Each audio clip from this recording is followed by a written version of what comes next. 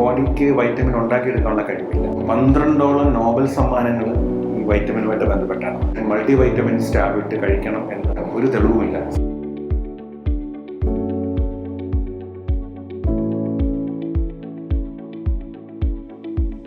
Welcome to yet another episode.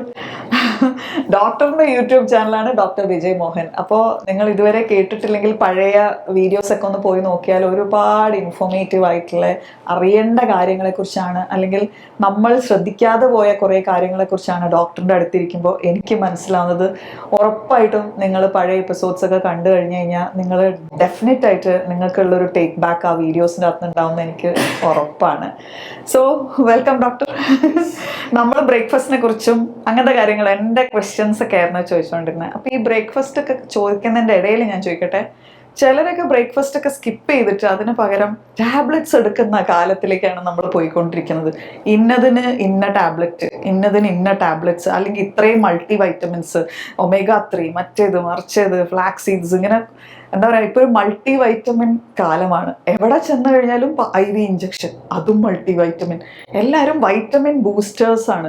എനിക്ക് തോന്നുന്നു airport ലോഞ്ചസിൽ വരെ ഇപ്പം വൈറ്റമിൻ ഷോട്ട്സ് കൊടുക്കുന്ന സ്ഥലങ്ങൾ ഒരു എനിക്ക് തോന്നുന്നു സാധാരണ സ്ഥലങ്ങൾ, ഡോക്ടർ ക്ലിനിക്ക് അല്ലാത്ത സ്ഥലങ്ങളിലും വൈറ്റമിൻ ഷോട്ട്സ് ആണ്. ഈ മൾട്ടി വൈറ്റമിനിൽ കുടുങ്ങി കിടക്കുകയാണ് മലയാളികൾ അല്ലെങ്കിൽ ലോകത്തുള്ളവർ എന്ന് പറഞ്ഞു കഴിഞ്ഞാൽ കറക്റ്റ് അല്ലേ? അപ്പോൾ അതെന്താ ഡോക്ടർ, ഈ മൾട്ടി വൈറ്റമിൻ കഴിക്കേണ്ടത് ഇത്രയും ആവശ്യമാണോ? നമ്മൾ അങ്ങനെയാണോ? എന്താ വെച്ചാൽ എൻ്റെ കുറേ മുന്നേ വരെ ഇപ്പോൾ ഒരു ലാസ്റ്റ് ഒരു ഐ ഗെസ് ഒരു 10 years വരെ ആകെ കൂടെ ഒരു കാൽസ്യം, ഒരു അയേൺ, അല്ലെങ്കിൽ പ്രഗ്നൻസി ടൈമിൽ വരുന്ന ഡെഫിഷ്യൻസിക്ക് വേണ്ട മൾട്ടി വൈറ്റമിൻസ്, അല്ലാതെ ഇതിപ്പോൾ റെഗുലർ ആയിക്കൊണ്ടിരിക്കുകയാണ്. സോ അതെനിക്ക് ഭയങ്കര ക്വസ്റ്റ്യൻ ആയിട്ട് തന്നെ കിടക്കുകയാണ്. Are we on the right track? Multivitamins കഴിക്കേണ്ടത് വളരെ അത്യാവശ്യമുള്ള ഒരു കാര്യമാണ്. കാരണം ഇന്ത്യയിൽ തന്നെ ഏതാണ്ട് 3000-ഓളം മാനുഫാക്ചറിങ് കമ്പനികളുണ്ട്. അതുകൊണ്ട് വൈറ്റമിൻ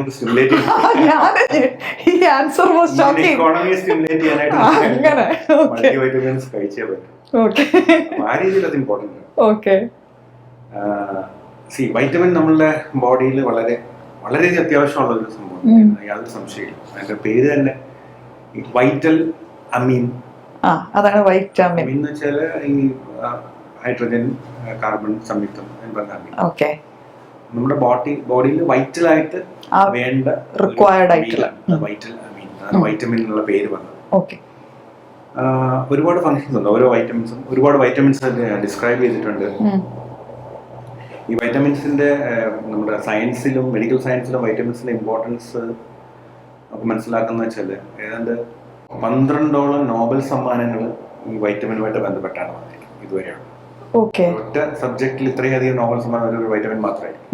അത്ര ഇമ്പോർട്ടൻ്റ് ആണ്. കാരണം നമ്മുടെ ബോഡിയിൽ നടക്കുന്ന ഓരോ കെമിക്കൽ റിയാക്ഷൻസിലും, നമ്മളുടെ ഓരോ പ്രവർത്തനങ്ങൾക്കും, പിന്നെ ഓർഗൻസിന്റെ പ്രവർത്തനങ്ങൾക്കും നമ്മുടെ എല്ലാ വൈറ്റമിനും ഒന്നുകിൽ ഒരു കാറ്റലിസ്റ്റ് ആയിട്ട്, ഒരു രാസത്വരകമായിട്ട് ആക്ട് ചെയ്യും, അല്ലെങ്കിൽ ഒരു ഹോർമോൺ പോലെ ആക്ട് ചെയ്യും. അപ്പോൾ അത് നമ്മളുടെ ബോഡിയുടെ നോർമലായിട്ട് ഫങ്ഷനിങ്ങിന് അത്യാവശ്യമായി വേണ്ട ഒരു സാധനം തന്നെയാണ് വൈറ്റമിൻ. അത് ഒരു സംശയമില്ല. ഇനി മറ്റൊരു പ്രത്യേകത എന്ന് വെച്ചാൽ ഈ ബോഡിക്ക് വൈറ്റമിൻ ഉണ്ടാക്കിയെടുക്കാനുള്ള കഴിവില്ല. നമ്മൾ അത് കഴിച്ചേ പറ്റുള്ളൂ. വൈറ്റമിൻ ഡി നമ്മുടെ ശരീരത്തിലുണ്ടാവും. സൂര്യപ്രകാശം ഏൽക്കുമ്പോൾ ഈ സ്കിന്നിന് അടിയിലുള്ള കൊളസ്ട്രോൾ ഇതാണ് വൈറ്റമിൻ ഡി ഉണ്ടാകും. പിന്നെ വൈറ്റമിൻ കെ ഉണ്ട്, ഈ നമ്മുടെ ബ്ലഡ് ക്ലോട്ടിങ്ങുമായിട്ട് ബന്ധപ്പെട്ട് നമ്മുടെ ശരീരത്തിൽ, നമ്മുടെ ഇൻഡസ്റ്റൈനിലുള്ള സ്വാഭാവികമായി ഇൻഡസ്റ്റൈനിൽ കാണുന്ന ഒരു ബാക്ടീരിയയിൽ നിന്ന് വൈറ്റമിൻ കെ ഉണ്ടാവാറുണ്ട്. നമ്മുടെ ബോഡിയിൽ ഉണ്ടാവുന്നത് ഈ 2 വൈറ്റമിൻ, ബാക്കി എല്ലാം നമ്മൾ ഫുഡിൽ കൂടെ എടുത്തേ പറ്റും. അപ്പം അതിന് മൾട്ടി വൈറ്റമിൻസ് വേണോ എന്ന് ചോദിച്ചപ്പോ നിഷ പറഞ്ഞ പോലെ ഗർഭിണികൾക്ക് ഫോളിക് ആസിഡ് നമ്മൾ കൊടുക്കും. കുട്ടികളുടെ ഭ്രൂണത്തിന്റെ വളർച്ചയ്ക്ക് അത് അത്യാവശ്യമാണ്. പിന്നെ പ്രായമായവർക്ക് ശരിക്കും പല കാരണങ്ങൾ കൊണ്ട് പ്രായമാകുമ്പോൾ വിശപ്പ് പറയും. പിന്നെ എസ്പെഷ്യലി ഇപ്പോഴത്തെ കാലത്ത് പ്രായമായവർ നേരിടുന്ന ഏറ്റവും വലിയൊരു പ്രശ്നം എന്ന് പറയുന്നത് സ്ട്രെസ്സാണ്. ഒറ്റയ്ക്കാണ്, മക്കളാരും അടുത്തുണ്ടാവില്ല. ന്യൂക്ലിയർ ഫാമിലി വന്നതിന് ശേഷം മക്കൾ അടുത്തുന്ന ചിലപ്പോൾ ഇന്ത്യയിൽ പോലും ഉണ്ടാവില്ല. അപ്പൊ അതിലുള്ള ഒരു സ്ട്രെസ്സും ആക്സൈറ്റിയും അവരുടെ വിശപ്പ് പിന്നെയും കുറയ്ക്കും, ആഹാരം പിന്നെയും കുറയ്ക്കും. അപ്പൊ അങ്ങനെ ഇപ്പോഴത്തെ കാലത്ത് പ്രത്യേകിച്ച് അപ്പോൾ അങ്ങനെയുള്ളവർക്ക് ആവശ്യമുള്ള ന്യൂട്രിയൻസ് അവരുടെ ഫുഡിൽ നിന്ന് കിട്ടുന്നുണ്ടാവില്ല.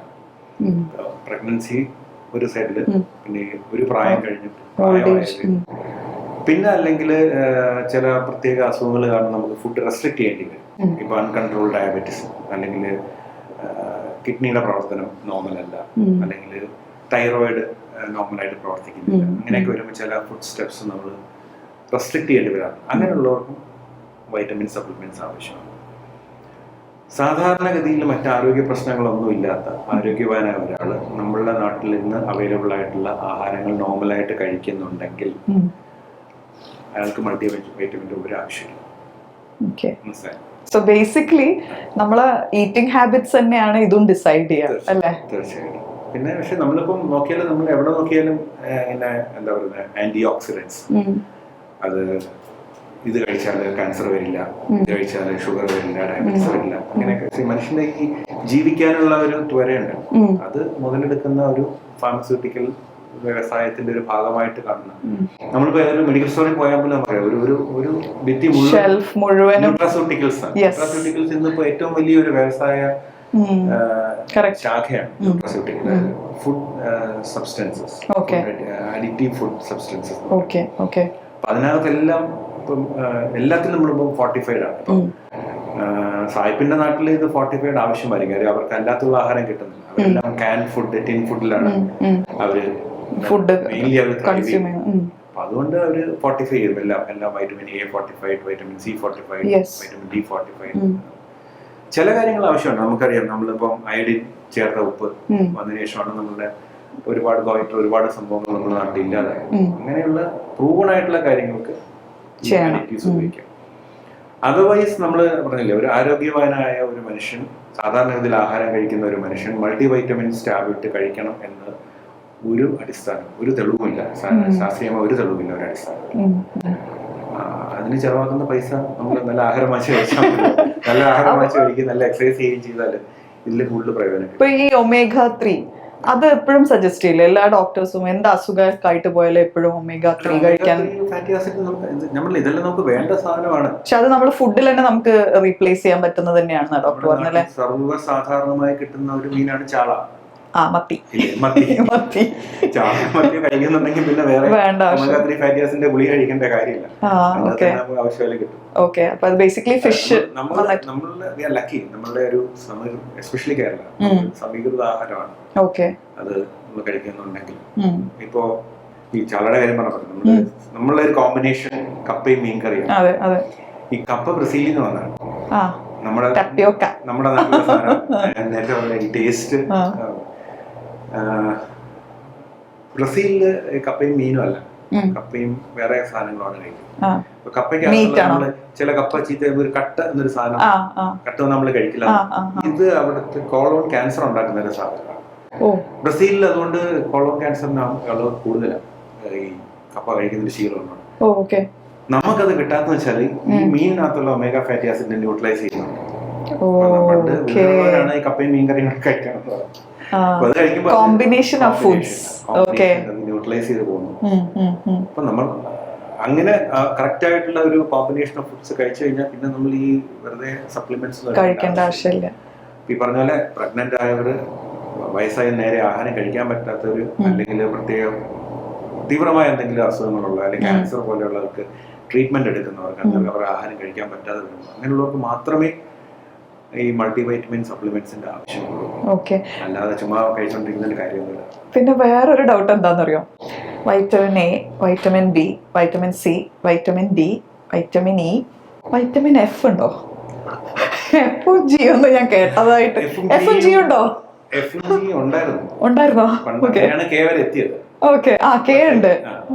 അപ്പൊ ചില ആൽഫബറ്റ്സ് ഓരോ വൈറ്റമിനും ഓരോ ഫംഗ്ഷൻ. ഓക്കെ, അപ്പം വൈറ്റമിൻ സി എന്ന് പറയുന്നത് ഇതിനൊക്കെ ശരിക്കും പഴയ കാര്യങ്ങൾ അതൊക്കെ നല്ല വായിക്കുന്ന നല്ല രസമാണ്. ഈ പണ്ട് ഈ കപ്പലിലായിരുന്നല്ലോ പൊയ്ക്കൊണ്ടിരുന്നത്, വിമാനമൊന്നുമില്ല. അപ്പം കപ്പലിൽ ഇങ്ങനെ പോയി കഴിഞ്ഞാല് ഒരുപാട് മാസങ്ങൾ കഴിഞ്ഞായിരിക്കും ഈ നാവികര് തിരിച്ചെത്തുക. അപ്പൊ അങ്ങനെയുള്ളവർക്ക് അവർക്ക് സ്കർവി എന്നൊരു അസുഖം സ്ഥിരമായി പിടിപെടുന്നത്. മോണയിൽ നിന്നുള്ള ബ്ലീഡിങ് പോലെ തുടങ്ങും. ബട്ട് ഫൈനലി അതിന്റെ ഒരു സീരിയസ് സ്റ്റേജിൽ കാർഡിയാക് ഇഷ്യൂസ് ഒക്കെ വന്ന ആൾക്കാർ മരിക്കും, അങ്ങനെയൊക്കെയാണ്. അപ്പം അതിനെക്കുറിച്ച് ആലോചിച്ച് കണ്ടുപിടിച്ചെന്ന് അവര് കണ്ടുപിടിച്ചത് ഈ ഓറഞ്ച് ജ്യൂസും ലൈം ജ്യൂസും കൊണ്ട് ഈ കപ്പലിൽ സ്റ്റോർ ചെയ്ത് കഴിച്ചാൽ ഇത് ഇല്ലാതാവുന്നു. അങ്ങനെ കണ്ടുപിടിച്ച അങ്ങനെ ഈ നാവികർക്ക് ലൈംസ് എന്നൊരു പേര് തന്നെ അമേരിക്കൻ നാവികർക്ക് ഇത് കൊണ്ടുപോകുന്നത്. നാവികർ സ്ഥിരമായിട്ട് ഇത് കൊണ്ടുപോകുമായിരുന്നു. പിന്നീട് അതിനെ കുറിച്ച് പഠിച്ചപ്പോഴാണ് മനസ്സിലായി ഇതിനകത്തുള്ള വൈറ്റമിൻ സി ആണ്, വൈറ്റമിൻ സിയുടെ അഭാവം മൂലമാണ് ഈ സ്കർവി. ഞാൻ നേരത്തെ പറഞ്ഞില്ലേ നമ്മുടെ ബോഡിയിൽ ഒന്നും ഇത് മാനുഫാക്ചർ ചെയ്യാൻ പറ്റില്ല നമ്മുടെ ബോഡി, പക്ഷെ കുറെ നമുക്ക് സ്റ്റോർ ചെയ്യാൻ പറ്റും. കുറെ വൈറ്റമിൻസ് നമ്മുടെ ബോഡിയിൽ ഒരുപാട് നാൾ സ്റ്റോർ ചെയ്യുന്നതാണ് കുറെ. പക്ഷെ വൈറ്റമിൻ സി ഒക്കെ ഒരു ആഴ്ചകൾ അല്ലെങ്കിൽ മാസങ്ങളിലേക്കുള്ള സ്റ്റോറേജ് നമുക്ക് ഉണ്ടാവും. ഇപ്പം ഇറാഖ് യുദ്ധം വന്ന 3 മാസം കഴിഞ്ഞാൽ നമുക്ക് ഗ്യാസ് ഇല്ല എന്ന് പറയുന്നത് ഈ പറഞ്ഞ സിട്രസ് ഫ്രൂട്ട്സ് നമ്മൾ ഒരു 6 മാസം കഴിക്കാതിരുന്ന നമ്മുടെ വൈറ്റമിൻ സി കുറയും. അപ്പോഴാണ് ഈ സ്കർവി പോലുള്ള അസുഖങ്ങൾ.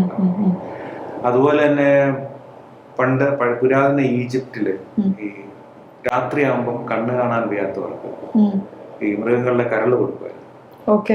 അതൊരു ട്രീറ്റ്മെന്റ് ആയിരുന്നു, കരളായിരുന്നു ആ ട്രീറ്റ്മെന്റ്. ഇന്ന് നമുക്കറിയാം ഈ നൈറ്റ് ബ്ലൈൻഡ്നെസിന്റെ റീസൺ വൈറ്റമിൻ എ ഡെഫിഷ്യൻസി ആണെന്നും വൈറ്റമിൻ എയുടെ ഏറ്റവും സമ്പുഷ്ടമായ ഒരു കലവറ എന്ന് പറയുന്നത് മൃഗങ്ങളുടെ കരളാണ്. ഇത് അന്നൊന്നും അറിയാൻ വേണ്ടവർ പക്ഷെ കണ്ടുപിടിച്ച് കഴിച്ചുകൊണ്ടിരുന്നതാണ്. അപ്പൊ അങ്ങനെ ഓരോരോ വൈറ്റമിൻസ് കണ്ടുപിടിച്ച വൈറ്റമിൻ എ മുതൽ വൈറ്റമിൻ കെ വരെ എത്തിയത്.